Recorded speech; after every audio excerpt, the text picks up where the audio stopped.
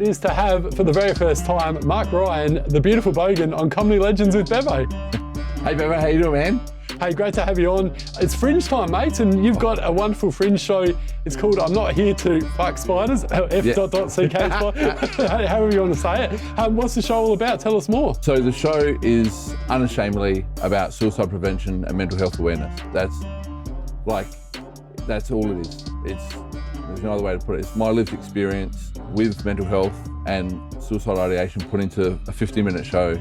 Yeah, that's, and with a bit of hope and lots of jokes. Like it's very funny, but lots of jokes as well, and hope, because I'm still here. Which is amazing, because you can't do a show about suicide prevention if I'd taken my life. So true. That's right. Yeah, and it's actually, I've seen one of your shows before. You performed down at the Seaford Hotel. It was magnificent, and hence how we sort of got to catch up again, which is terrific, mate. And your show, blew me away because, and we were talking off air about this as well. It's like, when you watch comedians and you think, how much of this is actually bullshit and how much is it true? And you said 90% of what you were saying was true. So you have actually been through some tough battles, the mental health side of things. Yeah. So, I mean, for people haven't seen my show, like I won't give too much away, but I suffered pretty big childhood trauma, some childhood abuse from an uncle. And, that all kind of got triggered in a couple of different scenarios through my life. And I didn't know how to deal with the first couple. And then, closer to the end, I had a really, really big trigger, which I call day zero, because that's the day I went back to not knowing what was happening in life. Like I struggle to hold down a full-time job now. I can't do certain stuff because I have this hyper vigilance in PTSD, which can, just put me off track really quick. Yeah. So I call that day zero, because that really started everything kind of again, just going, wow, what the fuck's happened? So it's actually your childhood, bad experiences that happened. You mentioned before your uncle, and did you have a good relationship with your parents as well growing up? So, my parents are the best, right? But typical northern suburbs kid, or maybe not typical, but grew up in an era of high interest rates, and mum never worked, but dad did. And so we didn't have a lot of money. There's no shade on them or any hate on them. That's just the reality of the situation, right? And so we got, they did the best they could with what they had. And that hence why, for a while there, they got my uncle to look after me, but they had no idea that my uncle was this fucking monster who would, physically abuse children. So, and again, they didn't know, and you don't know what you don't know. So they kind of, and when they did find out, like when eventually my mum found out, shit hit the fan and all kind of stopped. But, it took a good 6 months for and anyone that has suffered, abuse before knows there's a lot of shame attached to it. So you don't publicly make it known that, so this happened to me the other day. You just keep it in the inside and you stew on it going, oh, fuck, I just don't know what just happened to me, but I know it wasn't great. So, and look, I still love my parents. Yeah. So it was, apart from the other stuff, reasonably normal childhood.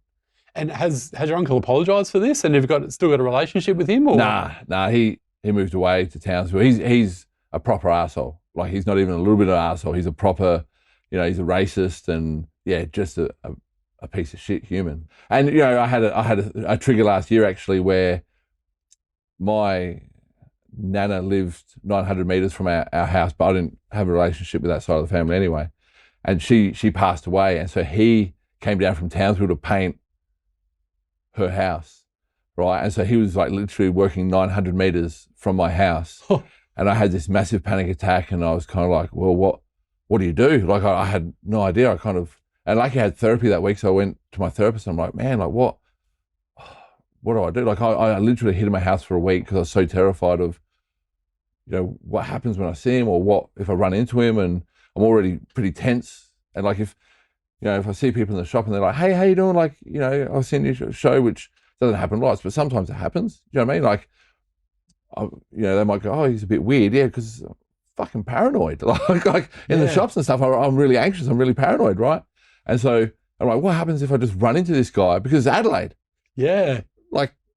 You run into anyone. I was like, oh man, what's the deal with that? And then I talked to my therapist and he said, listen, just drive past where he is in the safety of your own car to see what he looks like. Do you know what I mean? Just expose yourself to a bit, because with PTSD, there's a thing they call exposure therapy, which is you expose yourself to the trauma bit by bit by bit. And so I tried that and it didn't work. And then I started getting a bit of a loop in like intrusive thoughts, like, if I see him, I'll run him over. Like, this is being vulnerable and, maybe I can bash him. And then I start, no, stop. So I took myself home. And then what eventually ended up happening is, I won't give too much from the show away, but I found some handcuffs, which was his method of torture. I put him in a fuck you card from, kind of like Smoke Mart, but it's a different, and I had a finger sticking up, and I put his name up the top, and I put these handcuffs in the card and left, I put a note, oh, you've left something behind from Mark, and I put it on the doorstep of his house where he was working. And from all reports, it kind of shook him a little bit, like, oh, fuck, he knows I'm here. And which gave me a real kind of like, you know what? All right, it's done now. Yeah. Do you know what I mean? Like, it's done. What if he was to get in touch with you in the future and apologise to you? Would you take that apology? So I've forgiven him.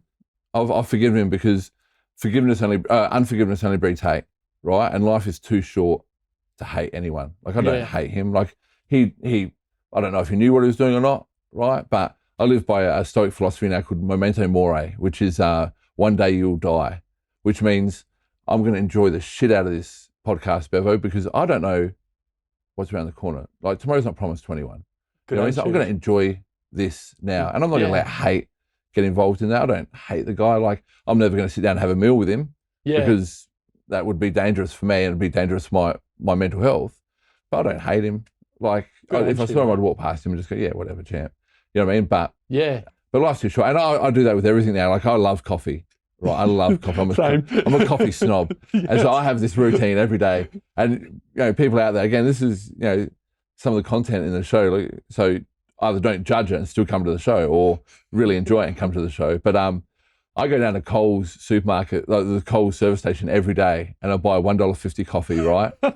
And I know that's as bad as my day is going to get. Like, this is the worst coffee I've ever tasted in my life. And I'm going to sip the shit out of this and go, you know what? My day is not going to get any worse than what this coffee is. And then after that, it's all good. I'm like, whatever can happen, happen. Like, my son broke his laptop at school the other day, and the school rang. It was a school laptop. And they rang me and said, oh, Mr. Ryan, his son's dropped his laptop and it's broken. I said, okay. And they said, oh, $600. I went, yeah, right. And the guy's like, you're not upset? Well, what do you want me to do about it now? It's broken. Great attitude. What do you want me to do? Yeah. Like, it's broken. I'll pay for it. Put it on the bill. I'm still paying school fees. Put it on the bill. You get paid in like 2030. I'm a stand-up comedian. Like I'll go, after they finish school, my plan is to go bankrupt and not pay anyone anything. Like, screw them. And the name, the Beautiful Bogan, tell us about that. Well, the long and short of it was, I did the Fringe probably 8 years ago now, and I had a show called The Beautiful Bogan, and there's another comedian called Marc Ryan, and from what I understand, Kitty Flanagan was the ambassador that year, and she went on Ruin Dit's show, and they said, what's a show that a Bogan could go watch? And they said, go see Marc Ryan or go see Marc Ryan, and the names got mixed up. Oh. Right? And so everyone, from what I understand, like, he had a massive audience that year, and I still had no one. Yeah, which, again, in the light of everything, right? Because I believe in fate and I believe everything happens for a reason. Yeah, that's all right. It wasn't the time for it to happen. Do you know what I mean? But I did, at the time, I was like, that's a bit shit. Stitched up, yeah. So, yeah. So then what I did is I just went, you know what? I'll go by the name of Beautiful Bogan. So then there's a separation from, like, there's Marc Ryan, or there's Marc Ryan, and we're really good friends, because I'll often get a message on his birthday saying happy birthday, and I'm like, wrong Marc Ryan. Or, like, I've been called for, true story, this happened about 3 weeks ago.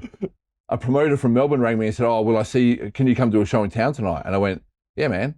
And he's like, and we had a big discussion about it, and he told me the hotel, and it's the same hotel we have here in Adelaide. Then he's messaging me and going, shit, you're not in Melbourne, are you? And I'm like, no, I'm not in Melbourne. I'm in Adelaide. And for $75, I'm not jumping on a plane to go do that show. But yeah, that happened. So there's no hard feelings, but that happened. So then I kind of went, well, if I go by Marc Ryan, the Beautiful Bogan, that kind of separates stuff. And also it's, an oxymoron, because far from beautiful. Do you know what I mean? Like I'm an overweight, hairy man. Yeah, I've got blue eyes. That's kind of cool. Yeah. But apart from that, like there's nothing. Oh, and my heart's beautiful. I'm not saying like I do. And you've got a full head of hair, mate, which I'm very jealous of. So. Like it's all matted at the. Oh, it's not that good. Like I've thought of, my basketball hero is Alex Caruso from the Chicago Bulls and the Lakers, and he's got a bald head, and so it's all good. Yeah, you know what I mean. There's lots of good-looking ball people out there. Yeah, the ball number. That's what they call him. I've even got him tattooed on my leg. True story. That's amazing. Yeah. And let's go back to where it all started. Your very first show.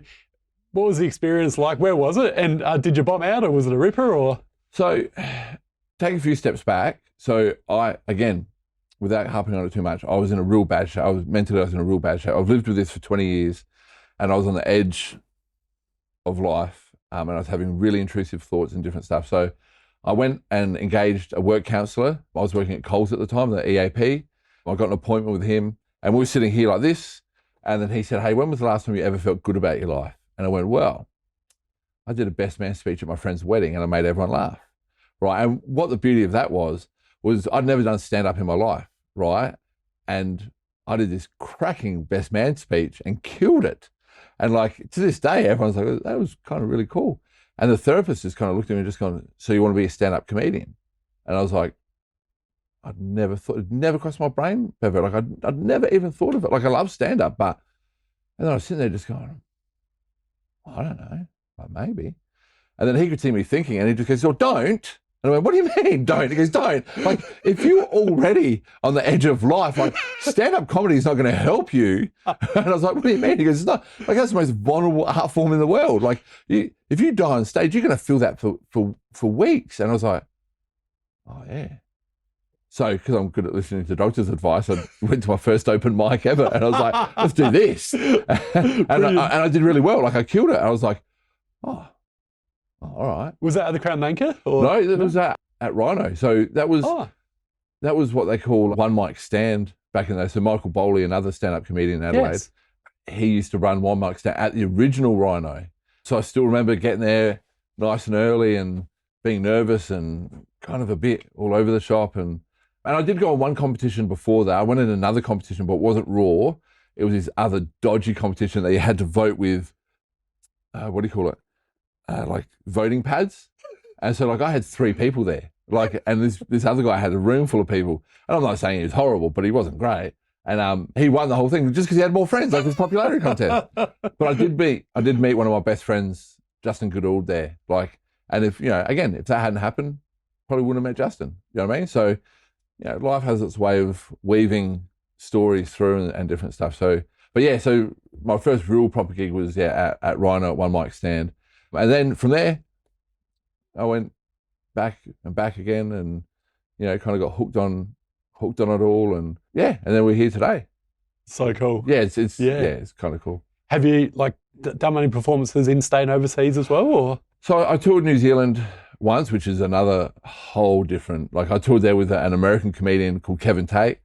He's just a working comic in America. Beautiful man. Like taught me a lot. Like taught me a heap about stand-up in the 2 weeks that we were working together. However, New Zealand and the promoter, more the promoter than anything, dodgiest dude I've ever met in my life. Like dodgy. To the point where we were staying in Airbnbs with the people living in them. Like we only had a room. Like we didn't have a hotel. Like it wasn't a hotel thing. And I remember one night he rang up and he's like, hey, listen guys, I'm really short on money. Can you order from the kids menu today? Like what? Kids menu? Yeah, can you order from the kids menu? I'll go get my own dinner. That's all right. Like, gee.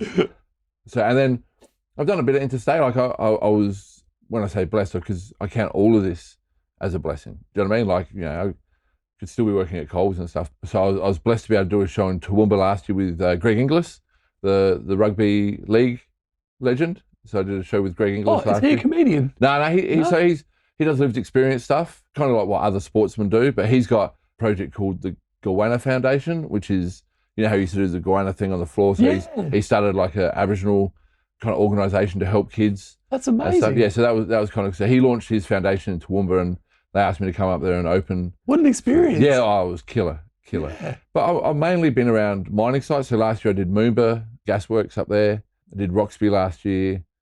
The year before that, I went to a place called Aluka Mines, which is 300 k's past Sajuna, and I did so. Yeah, so I more do state travel within the state than outside. But look, yeah, I'm always up for travel as well. And your parents, before you mentioned you had a close relationship with them. What was their reaction when you told them that you're going to be a stand-up comedian? Oh, like everyone, yeah, well, yeah, like, are you funny? Like, but my life has been funny, right? Well, some of it, and but the other bits I can make fun out of because it happened to me. So I think now with the mental health stuff, it's a little bit more challenging for them because if I put myself in their shoes, if I had a son coming forth saying, "Look, this happened to me," like I'd be like, "Oh, well, hang on a sec, like I didn't mean for it," like, but I don't blame them for anything. Do you know what I mean? Like, it happened. It is what it is. You know what I mean? It was done in secret and it was done behind closed doors, like as in, the abuse and stuff. So I don't blame them for any of that. Do you know what I mean? So, but I can see how that can be taken a little bit like, oh, but nah. So, yeah. So look, I think they'd prefer me to have a proper full-time job, but at the same time, you're doing what you love. I do. You do what you love, and it pays the bills. I'm still looking for 20 jobs a fortnight, so I just count gigs. I did 20 gigs this fortnight. I asked for a job when I was on stage. Has anyone got a job? Like, no one's got a job. All right, then that was me asking. That was me applying for jobs. I want to ask you as well because I actually emceed a mate's wedding a few years ago, and I told what I thought was a really funny story. It was about mates of mine that used to, you get home on a Saturday night, and I had slats on the bed, the wooden slats, right? And they'd played a joke so that when I went to go to sleep, I was pretty hungover, or pretty drunk at the time. It was like 2 or 3 in the morning, big night out with the boys, and just all you want to do is just sleep. You know what it's like? Yeah. And you go to lie down and you collapse through the bed because they pulled the slats from underneath. And you're laughing like it's a pretty funny story. I got absolute tumbleweeds from a few people there, and I was like, that's what I really get put off with stand-up comedy, doing stand-up comedy myself, because a few people said, "Oh, you're pretty funny," but how do you deal with people in that sort of situation where you tell a joke and there's especially serious stuff like mental health stuff, and when there's no laughter there? How do you deal with that? Well, look, at first, like any young stand-up comedian, you panic, and you kind of like, and your heart rate goes up, and you're like, "Oh no, what am I going to do?" Oh, and you really do, like, because inside your brain, you're like, "That should have worked. That should have." But ever since I've been, trying to really develop stillness in my life, if there's a joke that doesn't work, I just take a deep breath and just, because I'm on the stage, it's my time. Do you know what I mean? Like and then I'll just move on to the next joke, or I'll just work out where, and it's happened to me plenty of times. Like especially when you're a new comic, and especially when you don't know the demographic of the place. So for instance, I did a show at Can we cut that? Just cut it. Fuck it. I did a show at Streaky Bay, all right? And they hated me. The first time I was ever in Streaky Bay. Now I've got a good relationship with people in Streaky Bay now, so I'm not trying. If they see this, I'm not throwing shade at them or hate at them or anything like that. But the first time I ever went there, right, I told some jokes and they hated me, like to the point where I went, "All right, ladies and gentlemen, I'll be Marc Ryan, the Beautiful Bogan. I'll see you later." And I got booed. No, what? It was worse than boo, because boo, at least they acknowledged you there. Like I got not even a round of applause. Nothing. No, nothing. That's right. I got told, "Don't ever come back again." Like the owner of the pub at the time hated me. Like he was just like, that was deplorable. Gee, that's rough. Oh, it was really rough. However, since then I've gone back. I've made amends. I did a mental health show. So I did a series of shows for an organisation called Mentally Fit EP. So they're run by this amazing lady, 2 ladies, Lane Montgomery and Emma Gale from Lincoln, and they go all over our peninsula. So I did a series of shows out there when the drought was in full effect. Did a mental health show out there at Streaky, at the same place. Again, the anxiety was through the roof, but we nailed it. And then the owner afterwards bought me a couple of beers, and I was like, "Oh well." There we go. We won back the audience. Well, that's a massive credit to you for doing that, because that would have been so difficult. Oh, look, it was. I got to say, I was terrified. Yeah. Like I really was, kind of like, I don't know how this is going to go. Like, but it went well. And again, I've been back there since. I've been back a few times now, and and get this, good reaction every time. So it's, but that happens. Do you know what I mean? Because comedy's subjective. You know what I mean? And my biggest thing, Bevo, was like, I pointed, because I did a show, flood relief show in Berry probably 2 weeks ago or 3 weeks ago now. And I said to all the boomers, and if there's boomers watching this, listen to what I'm saying.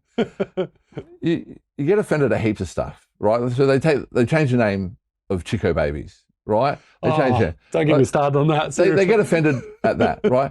Yeah. Who cares? Who cares? It's the same product, right? They change the name of cheese. Like my ex-wife is a proud Aboriginal woman. So anyone that knows sport, like the Bond boys, are her cousins. Michael Graham, that played for Stir, is her uncle. Right. Very proud of her culture, right? And I've got so many Aboriginal friends. They changed the name of the cheese, right? To Cheers, yeah. Yeah, to Cheers. And people lost their shit over it. You know what? I've never been called that name, right, that it was originally. So what? I don't have, change it. If that makes them feel more comfortable, change it. It's not a bigger deal, right? It's not that big a deal, right? And if you don't like it, don't buy it. Yeah. Like if you're that dead against it, I buy it now. I didn't buy it before. But now I'll buy it. I can see where you're coming from. I guess like my thoughts were, someone who's got a surname Coon, Yeah, of course, yeah. Yeah, but so you can see it from both sides, can't you? I can see it from both sides, but I can see the side where and it's not pandering to people, it's just and I've said this numerous times, like for so long we've been running Aboriginal people down, right? And we really do, right? We don't listen to them. Like my point of view, like is for Uluru, for instance, right? So if we went to Thailand, me and you went to Thailand on a holiday, right? And there was a monk standing at the front of like some ancient ruins. And he said, please don't walk on the ruins because it's against our culture. We'd go, you know what? Cool, dude. Not going to. Yeah. Do you know what I mean? Yeah. But, back in the day, you go to Uluru and there's an elder there going, please don't walk on this. And I'm going to walk it on anyway. Do you know what I mean? Like, we just don't have enough respect for them. So, so true. If that adds a little bit more respect, right, by changing that, because it's not that big a deal. Same as changing a date. Same as changing a date. Yeah. Like, come on, it's not that. Like, and even on the change of date thing, right? People go, oh, but it's a tradition. It's really not. Yeah. Like, it's only been around since 1994. Like, that's not a big tradition. Like, make it the 27th. Who cares? Like, make it anything but. Yeah. Do you know what I mean? Like, another tradition that's back in 1994 was, maybe 96. So only 2 years younger was Essendon and Collingwood.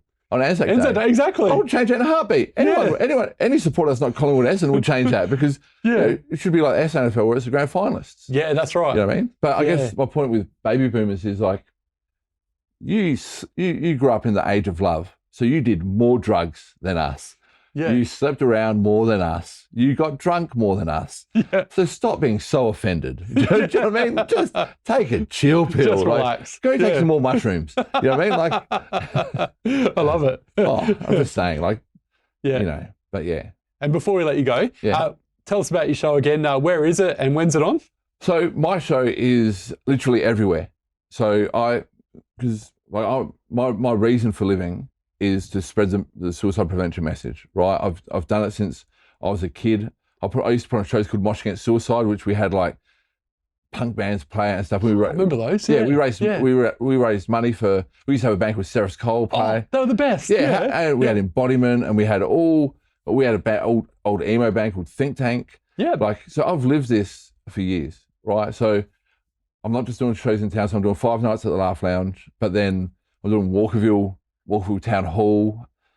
I'm doing Drossen, Maitland, then come back and do Hewitt, Aldinga, Port Adelaide, and then I go to York Peninsula and do Tumby, Port Neal, Lincoln, Cummins, Woodner, Kimber, and then Whyalla to finish off. Wow. So literally, and there's a code, enough is enough, for $20 tickets, because I don't want price barrier for anyone to go, I can't afford it. No, just come hear a message of hope. Right, because the fact is, I'm so passionate about trying to keep people around, and I'm still here. So if I can still do it, anyone can still do it. Do you know what I mean? Like, yeah. So, and it's about communicating as well. And you're also on Instagram as well. Beautiful Bogan. Yeah, the Beautiful Bogan on Instagram. Yeah. You hit me up on that, and I've got a Facebook page as well, but mainly through Instagram now. But yeah, and the show's not here to fuck spiders, because let's just open up and start talking properly. Well, Marc Ryan, the Beautiful Bogan, thank you so much for coming on. Thank you so much for having me, my brother. It's been fun. Oh, it's been awesome, mate. Good chat with you all day. Thanks for coming on Comedy Legends with Bevo, and look forward to checking out the show again. Yeah, 100%. Come on down, it'll be great.